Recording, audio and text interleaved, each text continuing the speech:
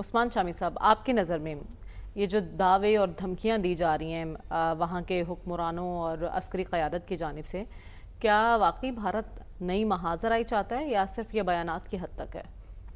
ان کے جو army chief ہیں انہوں نے 2 باتیں کہی ہیں. ایک تو انہوں نے کہا پتہ نہیں کہ 3-4 جہاز شاید ہمارے انہوں نے تباہ کیے تھے 10 مئی کو. دوسرا انہوں نے کہا ہے کہ اب اگلا جب حملہ کریں گے تو پاکستان سوچے گا کہ دنیا کے نقشے پہ بھی رہنا ہے کہ نہیں. اچھا، تو آپ اس کو لائٹ لے رہی ہیں، یہ بہت سنجیدہ بات ہے اور یہ بڑی جو ہے نا تشویشناک بات ہے دنیا کے لیے، پاکستان کے لیے اور خصوصاً بھارت کے لیے بھی. اور وہ یہ کہ ایک جو ہے دنیا کی سب سے بڑی جمہوریت جس کی کوئی 1.25 ارب سے زیادہ آبادی ہے، 15 لاکھ کے قریب فوج ہے، اور اس کا جو آرمی چیف ہے وہ اپنا ذہنی توازن کھو بیٹھے، یعنی یہ کوئی معمولی بات نہیں ہے. تو ایک بات تو یہ. دوسرا یہ کہ آپ یہ دیکھیں کہ جب میری آپ کی کسی کی لڑائی ہوتی ہے تو ہر بندہ وہ تو یہ کہے گا کہ میں نے تو بھائی بڑی کٹ لگائی اگلے کی، یا میں تو بھائی وہ لگایا میں نے اس کو، وہ اٹھ ہی نہیں سکا. تو دیکھنے والے بتائیں گے نا کہ کیا نتیجہ نکلا ہے. تو آپ دیکھیں اس وقت ایسٹ ویسٹ مڈل ایسٹ یعنی عرب دنیا، مشرق مغرب، کسی کا اخبار اٹھا کے دیکھ لیں کوئی کہ پچھلے 4 مہینے میں جو ہے وہ مئی کی جنگ کے بارے میں پڑھ پڑھ کے سنا رہے ہیں لیکن بھارت سننے ٹھیک ہے نا. تو آپ دیکھیں یہ نہیں ہو سکتا کہ پوری دنیا کی انٹیلیجنس، پوری دنیا کی فوجیں، پوری دنیا کا میڈیا، پوری دنیا کے جو ہے وہ تمام ریسورسز وہ ایک نتیجے پہ پہنچے ہیں، اور بھارتی فوج اور ان کی حکومت جو ہے وہ دوسرے نتیجے پہ پہنچے ہیں. اپنی 1.5 انچ کی مسجد بنا وہ 1.5 انچ کی مسجد انہوں نے بنائی ہے اور وہ اس کو بار بار یعنی چینج بھی کرتے ہیں. کبھی وہ جہاز ہمارے 3 گر جاتے ہیں، کبھی 7 گر جاتے ہیں، کبھی کوئی اڈے تباہ کیے ہیں انہوں نے. تو ایک تو یہ کہ یہ ان کے یعنی آپ کو پتہ لگتا ہے ذہن پہ کتنا کہ کتنا اثر ہوا ہے. دوسرا آپ یہ دیکھیں نا اس جنگ کے نتیجے میں پاکستان کی تو دنیا بدل گئی ہے. کہاں ٹرمپ صاحب، کیا عرب ممالک، ہر کوئی جو ہے وہ جفی ڈال رہا ہے، ہمیں واہ واہ کر رہا ہے، ہمیں گلے ملا رہا ہے. تو جو انڈیا ہے اس کی مارکیٹنگ اپنی اس جنگ سے پہلے یہ تھی کہ میں چین کے برابر کی فوجی طاقت ہوں. تو وہ جو انہوں نے ہم سے مار کھائی تو پھر دنیا کو پتہ لگی کہ یار یہ تو بونے ہیں بالکل. اور جو پاکستان ہے اس کی روایتی جنگ کی جو کیپیبلٹی ہے وہ بہت سپیریئر ہے انڈیا کے مقابلے میں. اپنے ساتھ ساتھ انہوں نے فرانس کو بھی امبیرس کیا، رافیل کی ٹھیک ہے نا. تو ہمیں یہ سارا ہم اس کا جو جنگ میں ہم نے جو کیا ہے ہم اس کا کمائی کھا رہے ہیں، اور انڈیا والے کہہ رہے ہیں کہ جنگ وہ جیت گیا. تو پھر دنیا ہمیں پروٹوکول کیوں دے رہی ہے؟ ایک بات یہ. دوسری بات یہ کہ یہ بات بالکل ٹھیک ہے، اور جس طرح سلمان غنی صاحب نے کہا وہ کوئی مس ایڈونچر پلان کر رہے ہیں. اور لیکن میں یہ بات بتا دوں انہیں نہیں پتا ہمارے پاس کیا ہے. اچھا، پچھلی مرتبہ بھی انہیں نہیں پتا تھا ہمارے پاس کیا ہے، کیونکہ وہ سمجھتے تھے PL-15 میزائل جو ہے اس کی رینج ہے 150 کلومیٹر. تو ایک چائنیز جرنلسٹ ہمیں تھوڑے دن پہلے یہاں ملے تو انہوں نے کہا یار یہ انڈین میڈیا جو ہے اس نے ہماری جان کھائی ہوئی یہ کہہ کے کہ PL-15 تو لگ ہی نہیں سکتا کیونکہ اس کی تو رینج ہے 150 کلومیٹر اوپر لکھی ہوئی ہے. کہتے بار بار وہ تصویر چلاتے ہیں کہ اس کے اوپر رینج لکھی ہوئی ہے 150 کلومیٹر. تو کہتے وہ یہ چائنیز صحافی جو ان کو میں کوٹ کر رہا ہوں، کہتے ان عقل کے اندھوں کو یہ نہیں پتا کہ یار ہم اوپر کیوں لکھیں گے کہ یعنی صحیح ایگزیکٹ رینج جو ہے، یعنی ہم نے کوئی اپنی چیز خفیہ بھی تو رکھی ہوئی ہے نا.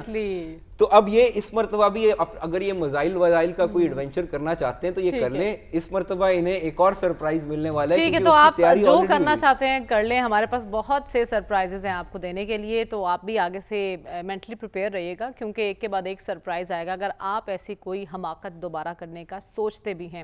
عثمان شامی صاحب، آپ کی نظر میں ٹرمپ کے 20 نکات اور حماس کے اس پر مثبت پیش رفت غزہ میں جنگ بندی اور امن برقرار رہ پائے گا اس معاہدے کے نتیجے میں؟ اچھا، ابھی تو میرے خیال سے یہ مرحلہ تھوڑا دور ہے، آنے والے چند دنوں میں ہمیں نظر آ جائے گا. اور میرا یہ خیال ہے کہ اس معاملے میں کوئی نہ کوئی سیٹلمنٹ ہو جائے گی. کیونکہ اگر آپ سٹیک ہولڈرز دیکھیں نا جو انوالو ہیں تو اتنے سارے ممالک جو مسلم امہ ہم بار بار کہتے ہیں، تو یہ 8 جو مسلم ممالک ہیں جس میں جو اس معاہدے میں جنہوں نے ویلکم کیا سب سے پہلے، تو یہ ترکی، اردن، سعودی عرب، انڈونیشیا، مصر، پاکستان، متحدہ عرب امارات. تو یہی مسلم امہ ہے نا. اس کے بعد اگر کوئی اور ملک ہے جس کے پاس کوئی ایسی فوج ہے یا کوئی سوچ بھی سکتا ہے کسی قسم کی یعنی کسی جنگ میں حصہ لینے کا یا کوئی ایسی چیز، تو کوئی اور ہے ہی نہیں، یہی مسلم امہ ہے. تو ایک تو بات یہ کہ یہ یکسوئی جو ہے وہ ہماری طرف سے ہے، تو یہ خوشائن بات ہے. دوسری بات، ابھی آپ یہ کہہ رہے تھے کریڈٹ کا کس کو جاتا ہے، تو میرا خیال تو اس معاملے میں تھوڑا مختلف ہے. یعنی یہ بات ٹھیک ہے کہ وہاں پہ احتجاجی مظاہرے ہوئے ہیں، یورپ میں بھی ہوئے ہیں، امریکہ میں بھی ہوئے ہیں، اور پاکستان میں بھی ہوئے ہیں کسی نہ کسی حد تک جو ہے. اچھا پاکستان میں اور دیگر جو مسلم کچھ ممالک جو اس خطے کے ہیں اور عرب دنیا میں تو بنتے تھے، لیکن پاکستان میں مظاہرہ کرنا کوئی اس کی منطق نہیں ہے نا. یعنی نہ کوئی ہم نے ایسا رول پلے کرنا ہے اس جنگ کے اندر، نہ کوئی یعنی ہمارے امیجیٹ وہ ساتھ بیٹھے ہوئے ہیں. جو مغربی ممالک ہیں وہاں پہ تو ان کی عوام ان سے کہہ رہی ہے نا حکومتوں سے، کیونکہ ان کو پتہ ہے وہ ایک رول پلے کر سکتے ہیں. تو البتہ پاکستان جو اس کے اندر میکسیمم کر سکتا تھا وہ پاکستان نے کیا ہے. آپ دیکھیں میں پہلے دن سے یہ بات کہتا تھا کہ فلسطین کا کچھ نہیں ہو سکتا جب تک امریکہ کا کوئی بندوبست نہ کیا جائے، کیونکہ جب بھی آپ کوئی سلوشن لے کے جاتے ہیں یونائٹڈ نیشنز میں تو وہ امریکہ اس کو ویٹو کر دیتا ہے. تو جو مسلمان ممالک ہیں بشمول پاکستان کے، یہ جو 8 ممالک ہیں، آپ دیکھیں ایک دن میں تو نہیں ہوا کہ آج وہاں پہ کوئی مظاہرہ ہوا اور ٹرمپ صاحب اس سے متاثر ہو کے انہوں نے یہ فیصلہ کر لیا. دوسری بات یہ کہ جو امریکہ کے اندر مظاہرے چل رہے ہیں امیگریشن کے ایشو پہ بھی بہت سارے لوگ ہیں جو ان کے نقطہ نظر سے جو ہے وہ ایگری نہیں کرتے. یہ لاس اینجلس میں انہوں نے کس طرح ڈیل کیا مظاہروں سے، وہاں فوج بھیج دی. تو اس کی جو آپ دیکھیں ٹرمپ صاحب جو وہ اپنے جو کاروباری مفادات ہیں اس کو سب سے اوپر رکھتے ہیں. تو یہ جو انہوں نے عرب ممالک کے ساتھ معاہدے کیے ہیں اور اربوں ڈالر ان سے کچھ لیے ہیں، لینے کے وعدے ہیں یا ان کو دینے کے وعدے ہیں عرب ممالک کی جانب سے، تو یہ جو قطر کے اوپر جو اٹیک ہوا یہ ایک طرح سے جو امریکہ کی پوری لیجٹمیسی ہے اس کو چیلنج کر دیا گیا. تو میرا خیال یہ ہے کہ اس کے بعد جو ہے یہ سارے اسلامی ممالک ان کی لابنگ نے بڑا کلیدی کردار ادا کیا، کیونکہ انہوں نے ان کو بتایا کہ بھائی اس طرح تو ہم سروائیو نہیں کر سکتے اپنے ملک میں، یعنی ہماری حکومتیں قائم نہیں رہیں گی کہ اگر اس طرح اسرائیل جو ہے اس کا جب دل کرے وہ آ کے ہمیں چپت لگا کے چلا جائے. تو اس واقعے نے اور پھر مسلمان ممالک کی لابنگ نے میرے خیال میں بڑا اہم کردار ادا کیا، کیونکہ ان ممالک کے ساتھ ٹرمپ صاحب کا کاروباری مفاد اور امریکہ کی معیشت وابستہ ہے. اس لابنگ کو کام کرنے میں 2 سال لگ گئے شام صاحب. میں یہ کہہ رہا ہوں نا واقعات ہوتے ہیں نا، اگر یہ قطر والا واقعہ نہ ہوا ہوتا تو شاید ابھی بھی یہ نتیجہ نہ نکلتا اتنی جلدی جو ہے. تو اب دوسری بات یہ کہ جو پاکستان میں صورتحال ہے، میں یہ دیکھتا ہوں جو لوگوں کا ریئیکشن ہے اس کے اوپر، ہمارے بہت سارے دانشور ٹی وی پہ بیٹھ کے جذباتی گفتگو کر رہے ہوتے ہیں، غیرت دلا رہے ہوتے ہیں اور شعر و شاعری ہو رہی ہوتی ہے، جذباتی قسم کے شعر پڑھ رہے ہیں. سوشل میڈیا کے اوپر بڑے وہ سلو موشن ایڈٹس چل رہے ہیں مختلف شعروں کے اور جس میں غیرت دلائی جا رہی ہے قوم کو. تو بات یہ کہ اگر تو یہ لوگ کچھ کر سکتے ہیں تو خود چلے جائیں، ان کو بھیج دیا جو لوگ اس طرح کی گفتگو کرتے ہیں. لیکن یہ سوال بھی تو اٹھایا جا رہا نا، کہیں تسلیم کرنے تو نہیں جا رہے اسرائیل کو؟ یا جب وہ ٹائم آئے گا تسلیم کرنے کا، یہ تو تب کی بات ہے نا. دوسری بات آپ یہ دیکھیں یہ جو 8 ممالک میں نے گنوائے ہیں، اگر یہ کوئی فیصلہ کرتے ہیں مشترکہ طور، پہلی بات تو یہ کہ میرے خیال سے یہ تو آؤٹ آف کویشچن ہے. یہ جو 20 پوائنٹس ہیں اس کے اندر کہیں بھی اسرائیل کو تسلیم کرنے کی بات نہیں، یا اس چیز سے یہ مشروط نہیں کیا گیا یہ جو سارا معاملہ ہے.